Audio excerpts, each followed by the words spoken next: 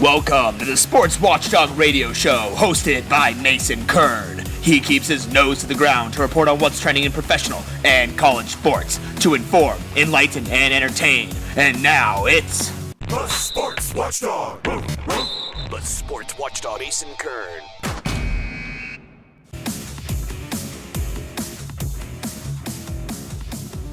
Hey everyone, you're listening to the Sports Watchdog Radio Show on NBC Sports Radio, AM 1060 Phoenix. And as always, I'm your host, Mason Kern, joining you every Sunday.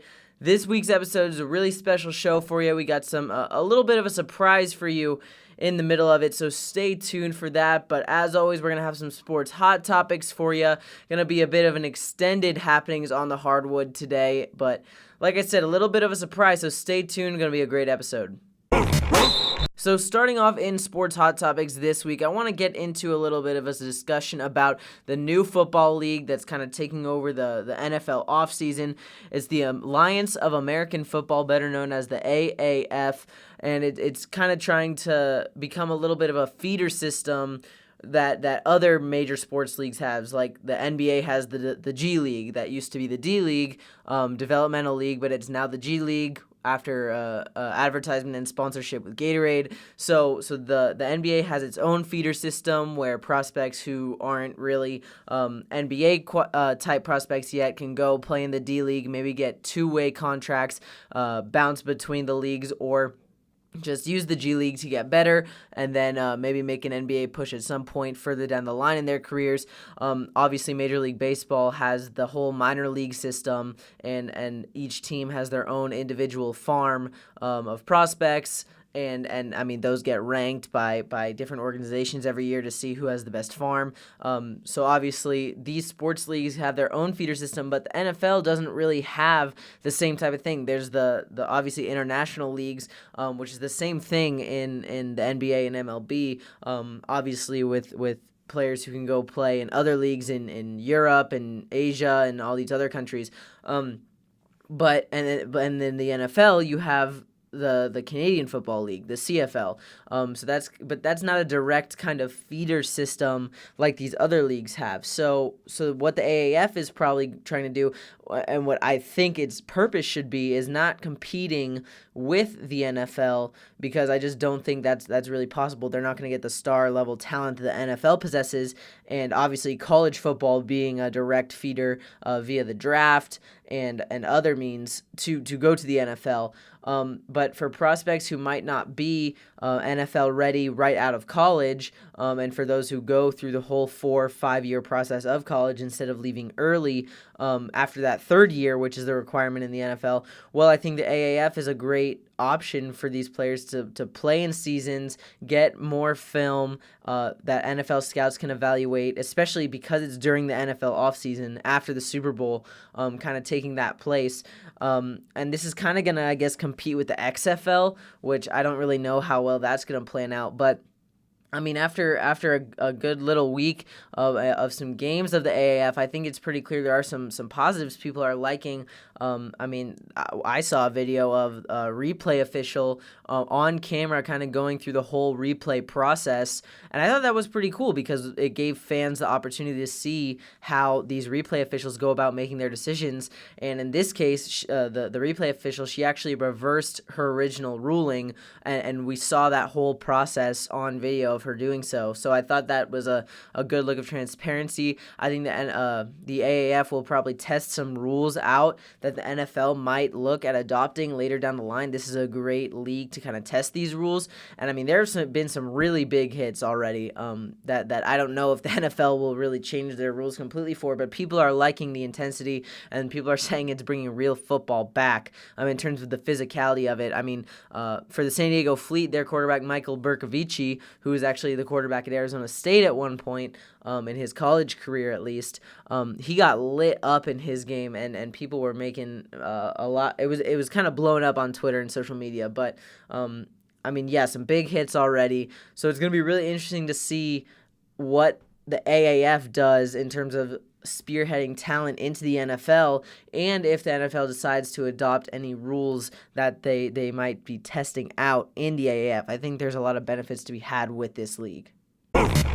So from one football league to another, we'll transition from the AAF to the actual NFL because some news on the trade front out of the NFL. The Broncos and Baltimore Ravens doing a deal this week as Joe Flacco, the former Super Bowl MVP quarterback, leaving the Baltimore Ravens, going to become a Denver Bronco.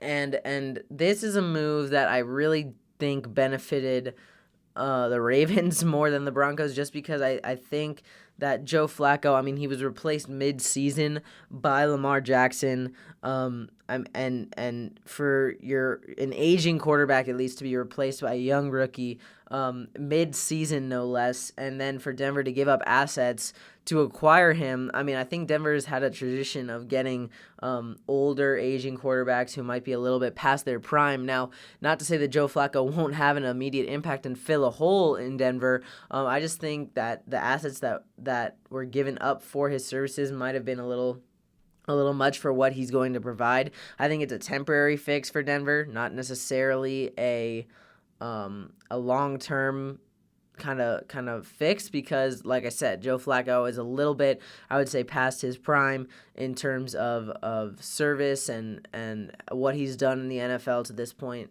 And I mean, when a quarterback is replaced mid-season by a rookie, it just shows kind of the effect that might have kind of messed with his own mindset, his confidence.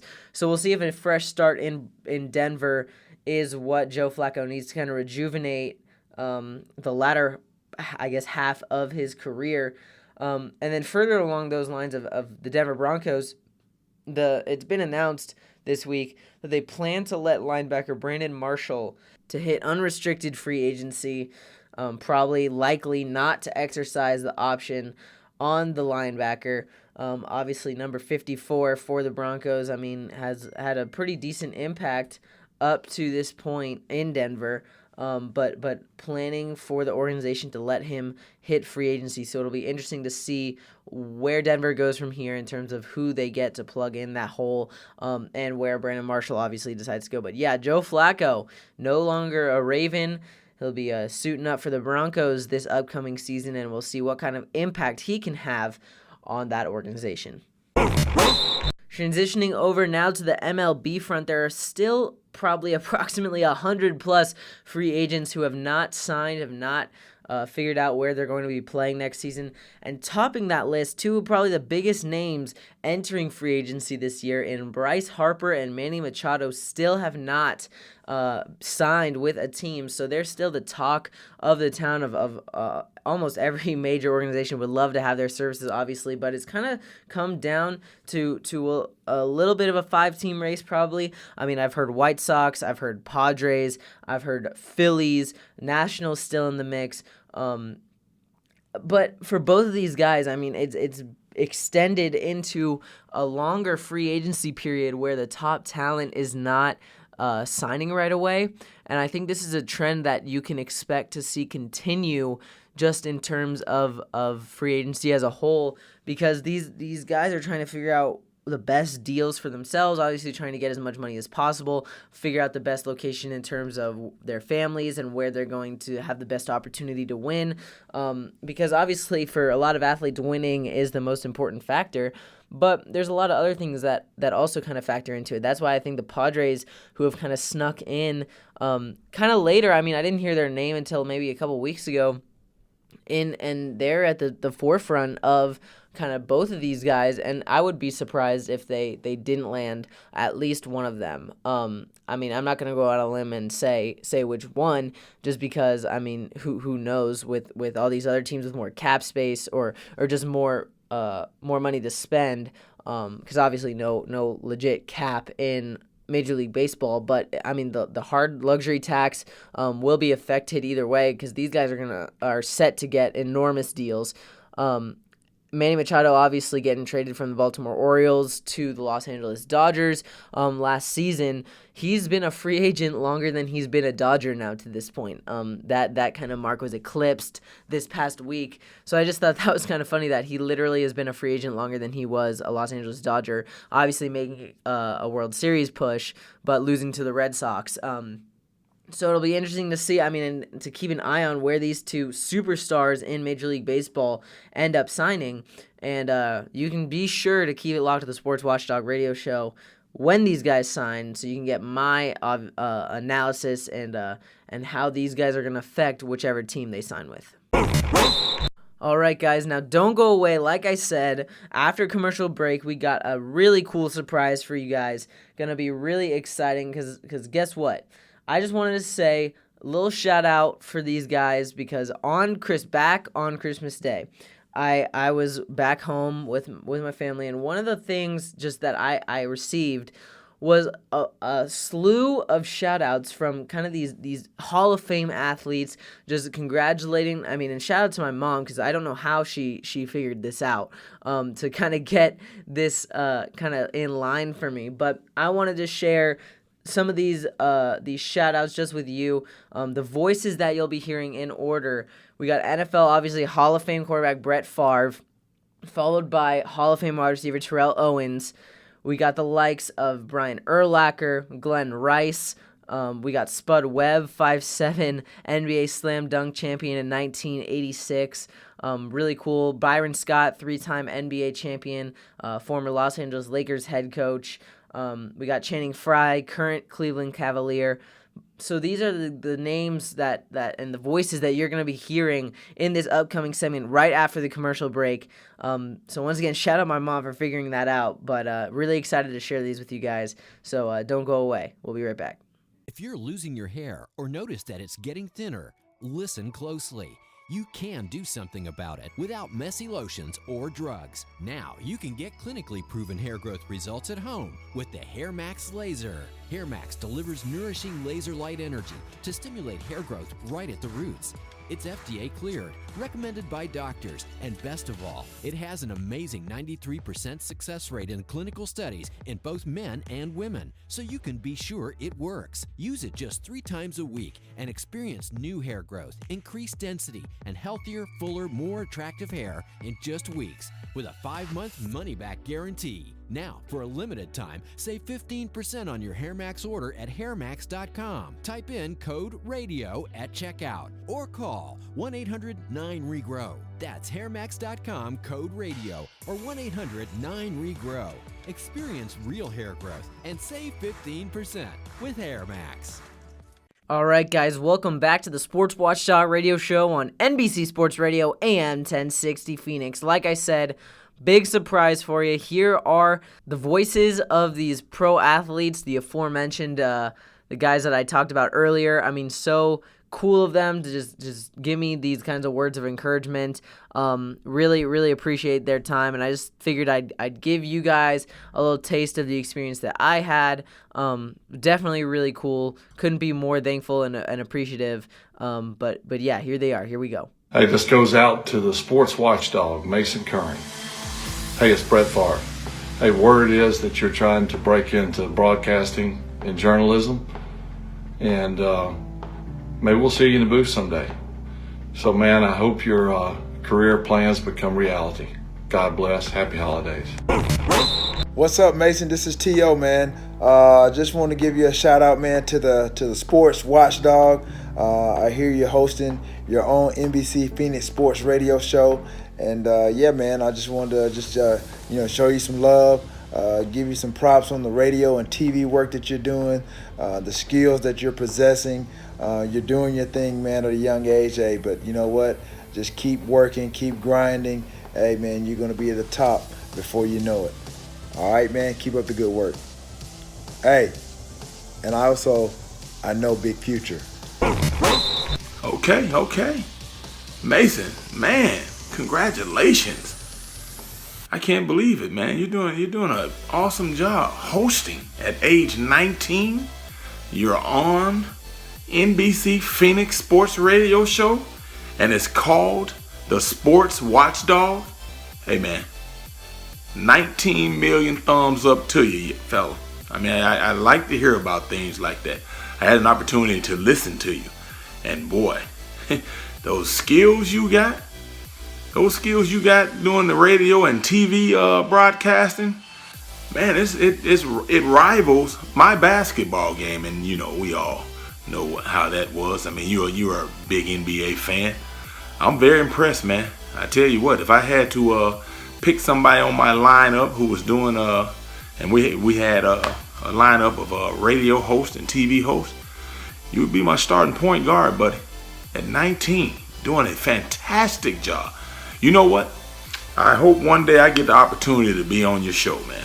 I mean, look up my information on Instagram and reach out to me, and let's see if we can make that happen, partner. Keep up the great work, man. You're doing a fantastic job. All right, buddy. Talk to you soon. What's up, Mason? It's Brian Urlacher. Just want to congratulate you on what you've done so far on the radio, man. It sounds like you had a great future with the radio or whatever you choose to do. Your show, The Sports Watchdog, is pretty good, man. You're very knowledgeable about sports. Seems like you know what you're talking about for the most part, more than I do at least. So keep it up, man. Wish you all the best and good luck in the future, bro. Take care. This is Byron Scott, 3-time champion with the Los Angeles Lakers. I've been checking you out on the Sports Watchdog, man. You are the bomb. You got so much talent, so much skills. You got to keep doing what you're doing. And if people out there haven't listened to you on Sports Watchdog and checked you out, you got a big time future in radio and TV. I was so impressed with the way you did your thing, man. I mean, just keep doing what you're doing, Mason. I'm telling you the bomb. This is Byron Scott. Mason, you the man. Spud Webb, 1986 Slam Dunk champ. Watching your show, man. The Sports of Watchdog at 19. You're doing your thing. Your own NBC Phoenix Sports Radio Show. So I'm checking you out. A lot of talent. Heard you're a huge NBA fan. Just want to say thanks for giving us all the good praise and your good work. So you keep up the good work. I'm impressed with your skills. I'm impressed with you as a person. I hope you have a big future, big fella. Mason, this is Channing Frye. I hear you have your own talk show on NBC called The Sports Watchdog. Dude, I'm impressed. I think you're a pretty amazing kid to be that young and have your own show. Radio and TV work. Keep working on your skills. And hopefully I see you one day, hopefully when we play Phoenix. And I know you got a big future. Congrats and good luck. And keep working hard, man. I mean, hey, that was pretty cool, am I right? Well, I appreciate you guys listening in. Don't go away, though, because we got our favorite segment, Happenings on the Hardwood, coming up next. So don't go away. We'll be right back after this. Hey, travel lovers, if you want to up your luggage game, check out EagleCreek.com, an innovative and durable line that's sustainably made with PVC-free materials. One stellar option is the Orf Trunk 36, a big bag crafted for big adventure. It's hard to find upright luggage that puts as much into durable and useful features as this one does. Built with all explorers in mind, the Orf Trunk 36 is lightweight, dependable, and efficient. With wet and dry compartments, multi-point handles, a cargo net for internal compression or outside gear attachment, puncture-resistant lockable zippers, central lock point security, oversized treaded wheels, padded laptop sleeves, and more, this luggage seemingly has it all. It even has a key fob quarter key bottle opener. Plus, there's free shipping on all orders and a no-matter-what lifetime warranty. Shop now at EagleCreek.com. That's EagleCreek.com. You ready to hoop it up? This is Happenings on the Hardwood. All right, guys, as always at the end of the Sports Watchdog Radio Show here on NBC Sports Radio, AM 1060 Phoenix, we're pivoting on over to the Hardwood, talking hoops, and a lot is going on just in the world of the NBA. For the past few weeks, obviously with the trade deadline passing and with the All-Star break, so much just kind of going on. But I think the most prevalent of which, from this past week, Dell Demps, the New Orleans Pelicans manager, fired or let go, as reported by ESPN's Adrian Wojnarowski. It was kind of a Woj bomb on Friday, because I didn't think that was the route that this organization was going. Obviously, the Pelicans, after a really hot start to the year, you're thinking, wow, they're looking really competitive. They acquired Julius Randle. I thought that was a good acquisition for them to kind of just bolster their front court. So they start out really strong. Drew Holiday, Anthony Davis, Julius Randle, all playing at really high level. And And then some turmoil hits when Anthony Davis says he wants out, obviously. I mean, your superstar requests a trade, and that's going to throw a wrench in your plan a little bit. Now the Pelicans slumping and have not been playing high-level basketball as of late. When the trade deadline comes around, the Pelicans really kind of just play the Los Angeles Lakers because the backstory goes from various reports that I've seen that the Pelicans had the belief that the Lakers truly did tamper with Anthony Davis in a variety of different aspects. The league does an investigation. I think they fined the Lakers or there was no consequence. I'm not 100% sure on the results of their investigation, but the Pelicans felt obviously that it wasn't enough. So the Pelicans play the Lakers, in all honesty, by saying, hey, we'll listen to whatever trade requests you have. The Lakers offer a number of different packages for Anthony Davis that, I mean, it was a number of their young assets, including draft picks. And then the Pelicans leaked that information to the public, and which obviously once the Lakers' young players figured out that they were on the trade block and things just kind of went south, and now the Lakers below 500. I think up to this point at the All-Star break, it's the worst record that a LeBron-led team has had since his rookie year. So obviously things not so great in Lakerland right now. But, I mean, a lot of that turmoil stems from the Pelicans not even willing to do a deal with the Lakers, just wanting to see what the Lakers would offer, and then kind of just playing them by releasing that information and causing some uncertainty in the locker room, chemistry issues maybe with LeBron and the younger guys. But, I mean, injuries have also hurt the Lakers to this point. I mean, LeBron was out for, I think, 18 games, the most in his career with that left groin strain. And then Lonzo Ball with another injury that's held him out for a number of games. Josh Hart also injured. So, I mean, there have been some injuries to some key guys on the Lakers roster.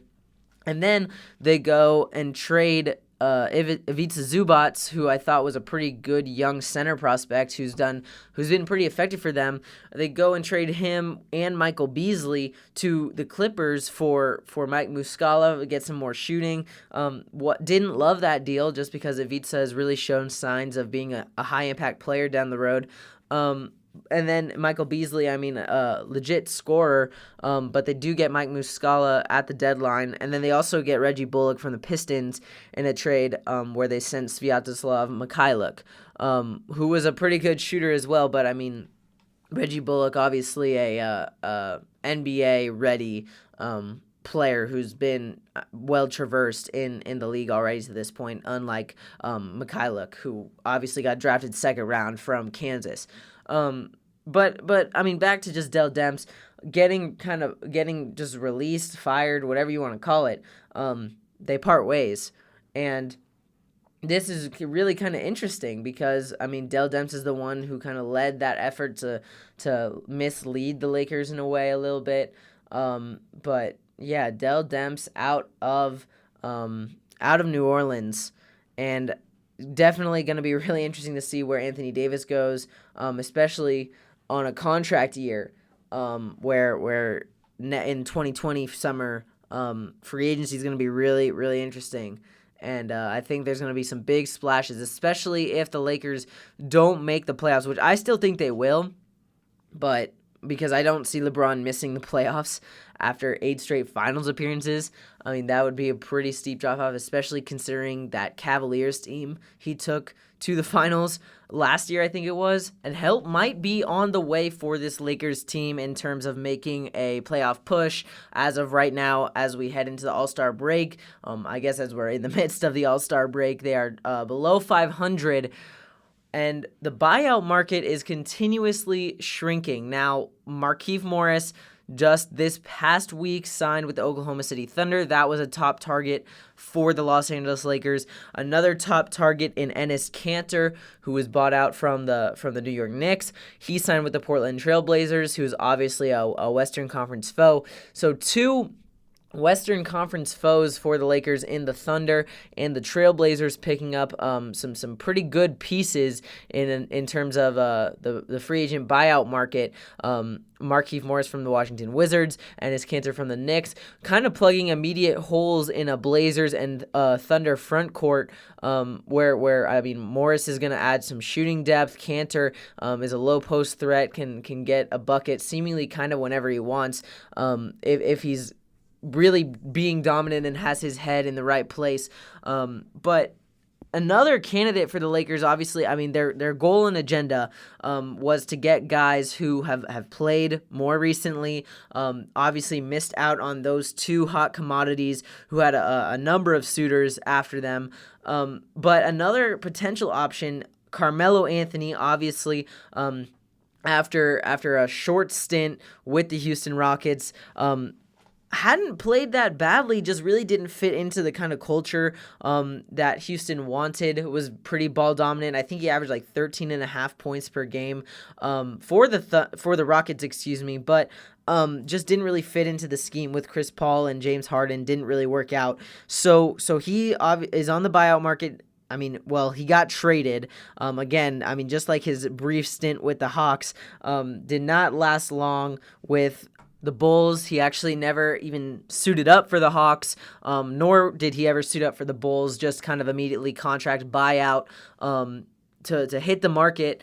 But the Lakers probably a good destination. I mean, it kind of depends because obviously he has a great relationship with LeBron James, but he's also a ball-dominant guy who might take away minutes from this younger core. So it'll be interesting to see if the Lakers kind of examine that route, if they want to maybe potentially sign Carmelo Anthony to a deal in order to make a playoff push, because they are the 10th seed in the Western Conference right now. Sacramento's ahead of them at 8.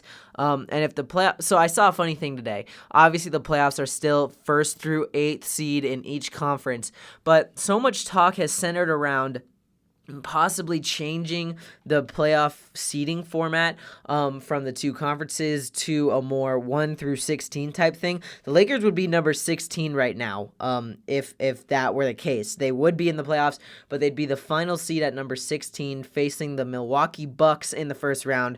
Now, obviously, that is a hypothetical because that rule change is not in effect. I just thought that was kind of interesting to see that really this Lakers team is struggling, and they need to find answers sooner rather than later in order to get back on track, get above 500. And if LeBron is going to continue his streak of 9 straight finals of a 9th straight finals appearance, which extremely unlikely at this point. I mean, they're not even in a lock for the playoffs yet. In fact, they're not even in the playoffs if it ended right now. I mean, they're the 10th seed, so got to make that playoff push first. And then especially dealing with the competition in the West. I mean, now a revamped Portland team, revamped Thunder team. Obviously still have the Golden State Warriors. Houston's going to be in that mix. The Thunder are obviously there with the Trailblazers, like I just mentioned. So lots of more competition in the West. And LeBron even said everyone in the East is lucky they don't have to go through me. I'm obviously paraphrasing, but something to that effect, because he was just so dominant in the Eastern Conference. We'll see now that he's in the West if he can have that same effect come playoff time. I mean, gonna go 0 dark 30 mode again, where he goes on no internet, no social media, no presence at all online during that period, so he can stay locked in. But you got to get there first. You just have to. Now, it's very interesting to see around the league. I mean, some guys that the Lakers let go. D'Angelo Russell, now an all-star since he's been thriving in Brooklyn. I mean, he just hit a game winner, 36 points in triple overtime this past week. He's really kind of coming to his own. The D'Angelo ice in my veins type Russell, who Magic Johnson said was not a leader at the time they traded him. Well, he's really taken this Brooklyn Nets team under his wing and on his back and has spearheaded their movement into a possible playoff push. And that is something that the Lakers would really like to have right now, just a young guy who very talented and who's now an all-star. Granted, I mean, he is a replacement all-star, wasn't actually kind of like picked and nominated or selected, I should say, but a replacement for Victor Oladipo. A lot of people thought D'Angelo Russell was a snub at the time because he's been playing so well this year. But Victor Oladipo gets hurt, Indiana Pacers star, obviously, and D'Angelo Russell now fills in, so he is an all-star. So he makes the game. And then Julius Randle, like I said earlier, thriving in New Orleans. So interesting to see where former Lakers players and how they're doing. We'll see if Ivica Zubac can start thriving in LA with the Clippers now, just on the other side of the locker room, obviously. But lots of good storylines, like I said. Definitely really interesting to see how this plays out. Well, that's a wrap, everyone. Anybody wanting to connect with me, the Sports Watchdog, on Twitter can do so at @sportswatchdog, and on Instagram, Facebook, and YouTube as well at the Sports Watchdog. So until next time, keep your eye on the ball. The Sports Watchdog. The Sports Watchdog, Ace and Kern.